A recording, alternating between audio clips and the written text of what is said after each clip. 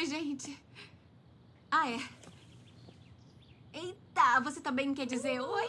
Oi, minha gente. Ah, tá a fim de ver uma coisa legal? Vamos fazer igual da outra vez, tá bom? Tá.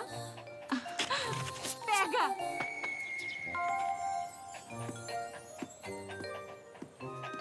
Pega, pega! Vai lá, pega! Por que não? Pega! Vai, você pegou antes. Vai, vai! Ai.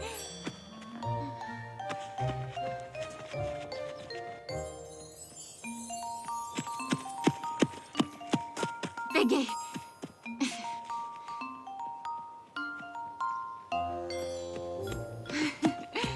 Ai, Rumdi, por que você não foi? Você tinha ido tão bem. O que foi, hein?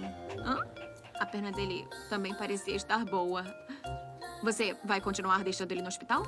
Eu não posso deixar ele preso numa gaiola. Eu vou procurar um lar pra ele. Então, eu posso ficar com ele? Quê? O meu horário de trabalho é bem irregular e eu não preciso perguntar para outras pessoas se eu posso ficar com ele.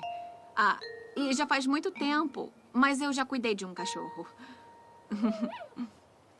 Que foi? Ah, tava desconfortável, é? Isso tava te incomodando? Você pode confiar em mim.